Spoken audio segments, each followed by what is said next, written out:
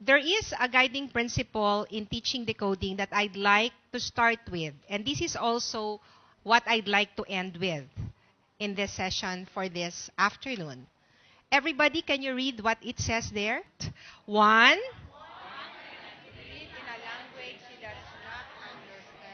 Do you agree with that? Yes. The reading here that I am talking about is reading with comprehension. You get it? And I think we are on the same level, right? When we talk about reading, what we refer to is reading with comprehension. So, ngayon, kapag tama ang pagturo natin sa ating mga estudyante, mababasa nila at mauunawaan dapat. Hindi ang German, kundi kung ano man wika ang tinutukoy natin. Dahil ang pinag-uusapan natin ngayon ay ilang wika ba? Meron tayong mother tongue, may Filipino, at merong English. Okay. So, let me start by giving the aims for this aspect of teaching, which is decoding. When we say decoding, are we clear as to what decoding means? What does decoding mean? Decoding. Come on. Yes. Reading. Yes, reading. Okay, so what are the aims of teaching decoding? Or in some books, you will have word recognition, and even in some materials, you will have word attack. They all mean the same thing.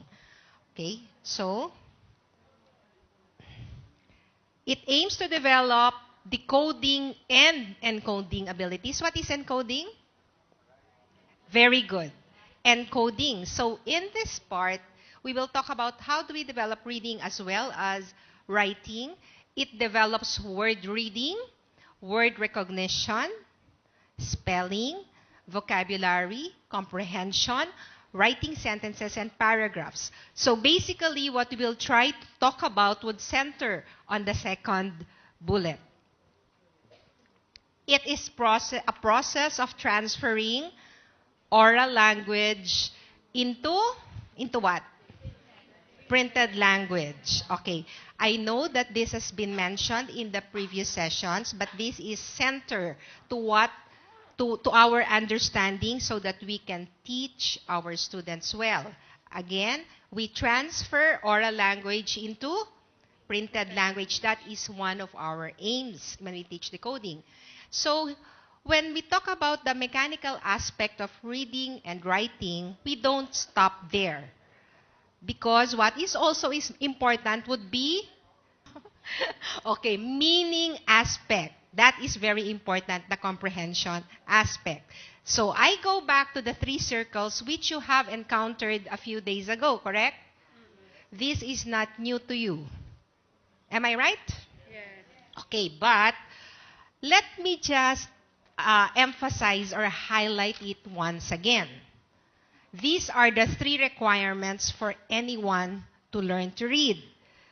First would be experience. It's important that we have the experience that we can, or let's look at children. Let's not look at ourselves. But when I try to understand this, when I was still a student in education, I always try to look at my own schema. But for now, please look at your students. So the experiences of your students will be expressed in some form, maybe in a very rich form of oral language, or maybe it is not rich, correct? Some may not want to talk so much. But those students who have rich experiences would have many things to talk about. Is that right? Okay. Now, when the child is at this stage, the way that he would learn about the world would be by talking, by speaking, by asking. The 3rd circle here would read as, what does it say? Printed symbol. Okay, which means that when we get to the stage when we are teaching our students printed symbols Okay? We are making them familiar with printed symbols, making them read perhaps or learn the sound letter correspondence. They will be successful here only if it is grounded in very rich oral language, which is grounded in a big circle of experience. It sounds very simple, right? We are talking here about the child's first language. You get it? First language. Because when we teach the child a second language, it becomes, there has to be more circles that would come into the picture. Okay, I will give, let's look at this one. Okay, so that is for the first language. Okay, there is a transfer here. Would you know what transfer would mean? Actually, when we were learning this, we called this learning to read part the transfer stage. Who would like to tell us why it's called transfer? Anyone? Because the child is learning that oral language can be put down in print, and print can be read and spoken. There is the transfer from the two circles. Okay, is that clear? Would that be very clear for us? Okay. That is why it helps when we teach, when we ask, when we write down what children say a picture or a drawing is all about, right? And they would attempt to read something that comes from them. So, what happens when we are talking about a second language? Okay. While I will go back to this later, I'll just like to elaborate on it now. Experience is the same, correct? But I need to be able to know the language for that or the words for that in a second language. Okay, for example, I only know two languages. Okay, I only know Tagalog or Filipino. Tagalog, Filipino is very highly similar, and English. Wala po akong ibang wika. Okay. So, dahil ang unang wika ko ay Filipino, nahihirapan ako sa Ingles ng bata ako. Ngayon, kailangan ang mga karanasan ko ay marinig ko na ginagamit sa Ingles. Kaya ang nanay at tatay ko, sinusubukang kausapin kami ng Ingles nung pumapasok na kami sa eskwelahan. That is to build and make my oral language in English very big. So that when I read something or anything in English, I will have or I can make sense of it. You get it? Now, it again sounds very simple, so I will give you an example as to how a child goes through this. I'm talking about a little boy. Okay, first language is like me. His first language is Filipino or Tagalog. Metro Manila Tagalog. Metro Manila Filipino. Tinuturuan ko sila magbasa ng Ingles. Siya ay kinder. Okay. So I was in the family of Ann. Ano nga ang Ann words? Can, fan, tan, ran. Yan po ang aming leksyon nung linggong yon o nung ilang araw na yon. Okay. Before I teach them these words to read, to blend, I would always start with pictures. So I flash the pictures. And I would name the pictures and make actions. Okay? For example, can. When they see the picture of a can, they need to have an action for that at the same time. So can, tan, fan, etc. And then I would present the words, the flashcards of words, which we will read. Now, after that, I removed the pictures already. So he was reading the words. I tell them, whenever you blend, when you put together the sounds, there should be a screen in your mind, like a TV screen, because there should be a picture. That is the comprehension part. Okay, so when we came to the word van, tumigil na siya. Sabi niya, van. Diba ganun po ang simula nila sa pagbabasa? Struggle, blending everything together. Ganun po siya nagbabasa. Van. So tanong ko, anong nakikita mo? Anong nakikita mo dyan sa screen? Teacher Nong, wala eh. Teka, o sige. Isipin mo mabuti, meron tayong larawan nun. Okay. So, after some minutes, wala talaga. Siyempre, tutulungan ko na, hindi ba?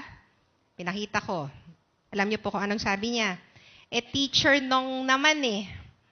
Hindi naman yan van eh. FX yan. Okay. I learned a lot from that experience. Whenever the responses of my students teach me how to teach. I learn from them how to teach them. So what did that experience tell me? I am exposing him to the word van, or the family of AN, which he does not have an oral language for. Because at home, his father will not tell him, bilisan mo anak, bilisan mo, sasakay na tayo sa van. Diba? Dali anak, dalian mo, sasakay na tayo sa FX. So para sa kanya, van yung FX. Okay. Or my picture perhaps resembles an FX. Okay. So, do you see the gaps there? Why the child is not able to transfer?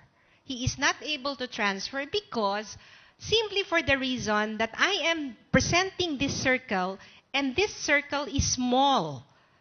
He may have the experience which is big. Kasi kay English, kay Tagalog naman yan, parehong karanasan, pero kailangan niya muna marinig, magamit ang mga salita na kailangan kong ituro dito. Okay? And I would say that that would be the reason why many times we say that, why do my students do not comprehend? Why do they not get here? Because they don't know what they are reading. They don't understand it. Is there a solution? Of course, there is a solution. What's the solution? They have a small circle. Make it very, very big. Make this circle very big. Make it rich. Okay, and that is our job as teachers. Okay, now, let me go back to some more aims. This is the time, the decoding is the time when the child learns the rudiments of word reading and spelling. And I would like to highlight this part. Tell me the important or the keywords in this second bullet. Come on. What are important words? Okay, very good. Ano pa po? Okay, very good. These are things that we need to see, highlight, and ensure that is done in instruction. Okay, systematic. Multi-sensory. So it's not purely paper and pencil, the way that we teach. We should move away from that. Sequential. So, systematic, sequential, there has to be an organized way of doing it. Okay? So there. Those are the important keywords. The content in decoding include early writing, phonological and phonemic awareness, and beginning reading and writing. We will have to work on a lot of multisensorial instructional materials to meet these objectives, and we should expose them to a wide range of print for them to develop decoding. So now, somebody mentioned, the one who was introducing me, thank you, that I'm going to talk about the domains. Yes, but not all. Okay? So, we will only focus for this session on the domains that in color purple. Okay? So, what are these domains? Phonological awareness, alphabet knowledge, word recognition, fluency, spelling, handwriting, or writing. So that would be the focus for this afternoon. Now, moving from here, I just like to present this model to everybody. This is a modified cognitive model by McKenna. And I know there are very many squares, but look only at this one, which is, what does it say? Reading comprehension. Okay. What this model is telling us is all of these are needed for the child to learn to read with understanding. But look, we will focus on the upper part for this afternoon. What are these? Phonological awareness, print concepts, decoding and sight word knowledge, fluency in context, automatic word recognition. That is our goal, for them to be fluent, and then they would read words automatically, not uh, not uh, not struggling to read. All of these would help reading comprehension. But what this model is showing us is that these are not the only things important. Okay? There are many other things that were discussed in the past few days that are within the other boxes, but we will focus on the upper part. Okay, so for teaching decoding, for teaching all of those domains that we have seen in the screen, the method that we will use, or best method to use, would be explicit teaching. And I know that Prof. Portia has talked about it already. Correct? Tama po ba? Yes. Okay, and I know you are all aware about what explicit teaching means. Okay? But let us review very quickly. We need to present the lesson. We need to model. We need to, and then we need to, and what's the next part? Okay, very good. Okay, and then you can have evaluation. Okay, so these are the main parts of the lesson plan that we would need for developing alphabet knowledge, phonological awareness, word recognition. So take note, okay? So we use it for language. We use it also for decoding. Okay. Also, in general, I'd like to talk about the basic principle we will use in the lesson plan for these domains. We are anchoring our instruction on the principle of scaffolding by Vygotsky. He was discussed the past few days. Was he? Not yet. You haven't met him yet? Sa K-12? Okay. Is he your friend? Ka-FB nyo na po ba siya? He should be our friend in the classroom, every teacher's friend in the classroom, so we can really use scaffolding. Okay? But what does it really mean? It really means that the teacher teaches, guides, providing support until the student can do the skill on his own. Take note that in this screen, you see the parts of the lesson plan. Do you? Of explicit teaching, I mean. What are the parts of explicit teaching? Number 1, presentation. Who presents? The teacher. Let me highlight that. I know also when we do training like this, then we have micro teachings in the end, and that is a very good way of looking at delivery because we are able to correct the way instruction is done. Many teachers would tell me, but we are taught that we have to draw out the answer from the students. And I would say that, yes, we have to do that. But look, the first part of the lesson plan for explicit says presentation, not by the student. It's presentation by the teacher. Because what if they give a wrong answer? How can that be the model? You get it? So for this part, for explicit teaching here, the presentation, the introduction, the first part should be done by the teacher. What's the second part? Modeling. Okay, modeling by the teacher, then you can now ask for examples if you think your students are able to. Because when I know my students cannot, I don't ask for examples. You get it? Because that is the modeling part. I always have to make sure that when you say model, everything has to be correct. How can you anchor learning on something that may be incorrect or something that would have error? Okay? What's the third part? Guided practice.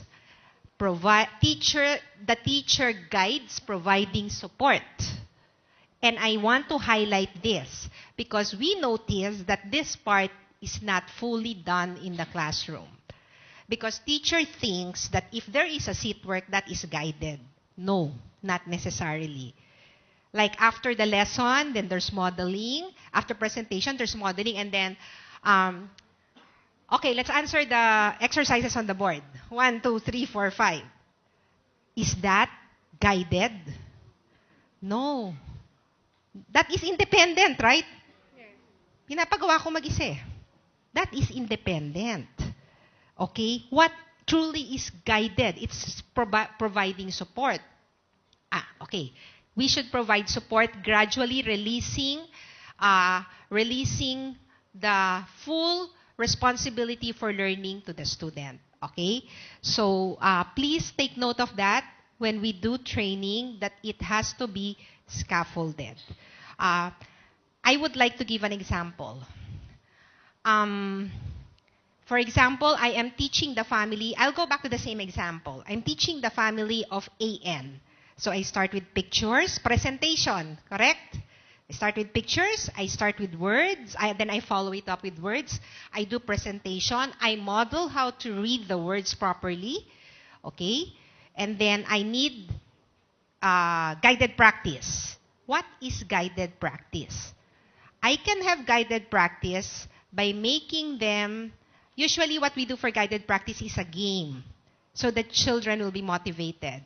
And it's not independent. Their scaffold can be a classmate. So it can be by pairs. So they can work together. Or I can be the scaffold also. But not really asking them to do it alone and independently. Not a seat work that they will do on their own.